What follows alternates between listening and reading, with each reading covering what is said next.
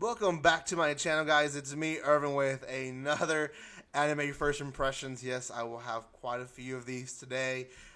This one actually aired yesterday on Wednesday, but I didn't have time in the evening to give my first impressions on. It is Oraseku. Are you the only one who loves me?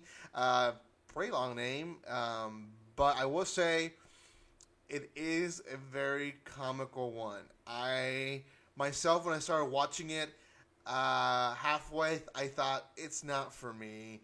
It's gonna be a harem. It's not gonna be a good thing. Now, it completely gave a whole 180 on the whole spectrum of what this anime is, and I really now want to watch this to the end. So, before I continue, a few things. One, if you have not done so, please subscribe to my channel. Hit that bell button if you guys don't mind, and you'll be notified when I go live, when I upload videos just like this one for anime first impressions.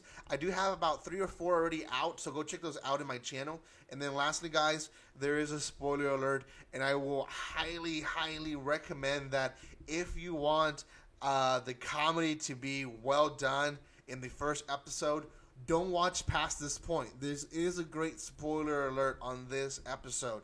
So, you have been warned. I recommend watching this at least once you've seen most of the first episode, and then you guys can watch this video with me. Anyways, let's continue. You guys have been warned by now. If you haven't left the video, it's your own fault. Okay, so Odasaku, You're the Only One Who Loves Me is an anime that, genre-wise, I would say romance, comedy, and I would say parody in a way, and I'll explain why I say parody eventually. But essentially, we follow this boy. He says, I'm a normal guy, I'm an average guy, and has a girl that walks with him always to school, is a childhood friend. She's always very touchy with him.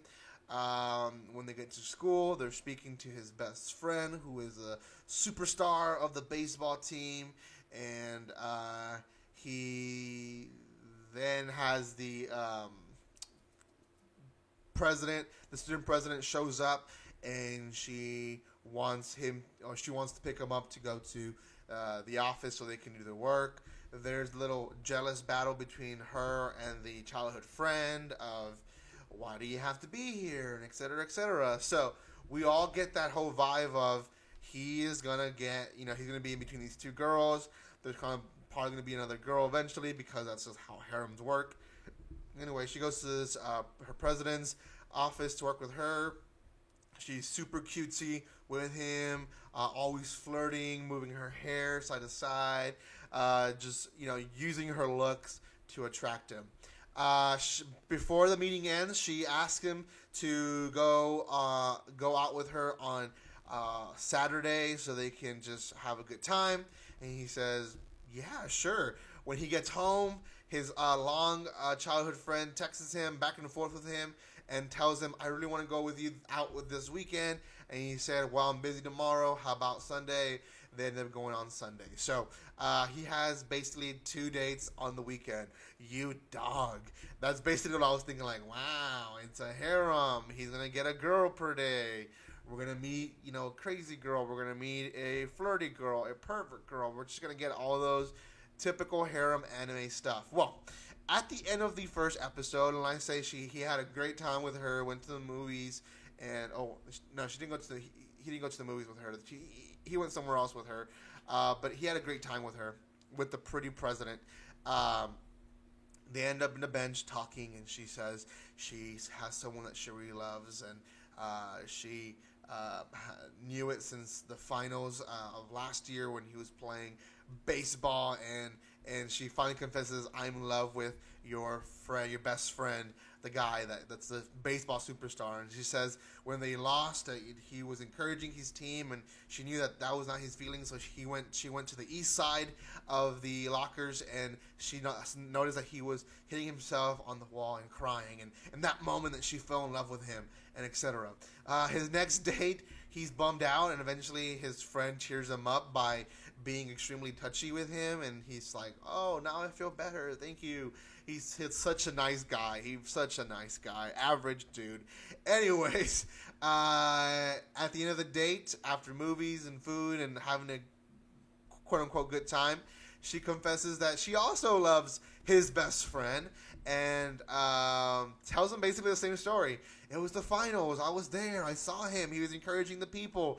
I knew there was something wrong, so I went to look for him in the west side, different side, and saw him hitting himself on the wall and crying, etc., etc. So we see these two sides. These girls want his help to, he agreed to help him to basically attract the baseball player. And then he goes on his way, and he goes to his room, and then he has the biggest freak out.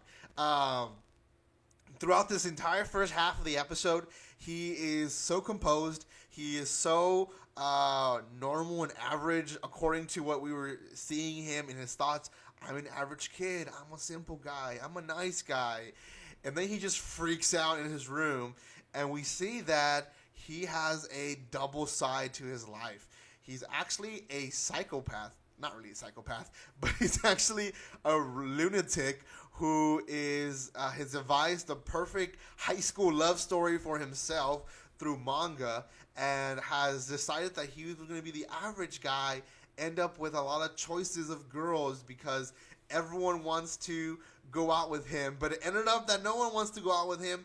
They all want to go out with his best friend. So the next day, he helps both of them, and they kind of get overbearing so much that he hides from them and ends up in the library. Now, I want to say the episode starts a different way, and the episode has a good beginning that hooks you, and that's him being freaked out by a girl and doesn't really know what to do.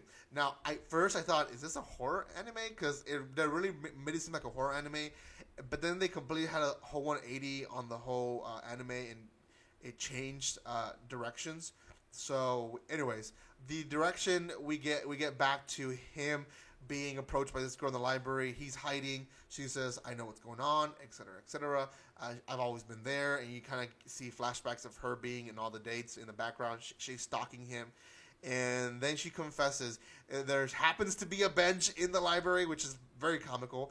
And here, sit down with me. And he's thinking in his head, she's going to say my best friend's name. And he's thinking his best friend's name, like, say my best friend, say my best friend, say my best friend. And she ends up confessing, I like you. I actually like you. Now, she's clutching a book. And you saw this book from the beginning. And it's Jekyll and Hyde. And he starts speaking to her in a nice way, like, I don't like you. I'm sorry. And she like stops him and says, no, I want to speak to Hyde. And then he looks at her like, oh, you know that. And then he changes again to his like evil side, his normal side of he's a lunatic. And then they have a lunatic conversation together of how they're going to meet up every lunchtime and talk. And that's, in a nutshell, the first episode. It was pretty crazy. The reason I say genre-wise parody is because I kind of feel the writer that was writing this, either manga or light novel, not really sure which one came first, was really approaching it in, let's mock the whole harem genre. You know, there's this whole harem genre of the typical average guy ends up with 5 or 4 girls that likes him. So let's make fun of that, where there's this guy who wants to be a typical average guy, makes himself a typical average guy because he's a lunatic, and then ends up not having any girl liking him and liking his best friend, because in the real world, let's be honest, the girls are going to end up liking this super baseball star, not the average looking guy. Now, I know some people in my channel will say, well, that's not true. I like the average guys. I understand that for my small population of girls that are watching this video. But for the most part, you know, girls, at least that he was attracted to, are going to go with the attractive guys because they want to look good and they want that perfect couple type of deal. At least that's how it is in America. Anyways, yeah, highly recommend this anime. Out of 10, not gonna lie, right now it sits in on 8. I think this is one of those that I'm gonna really enjoy, unless they beat so much on the same comedy that I might not end up liking it. But I feel like this is one of those that I've been waiting for. I've seen quite a few genre-wise romance and harems where I know when they're going to make fun of stuff. Like, they're going to make fun of typical stuff that happens in those type of animes. Like, they probably will make fun of the pool episode, and they'll make fun of,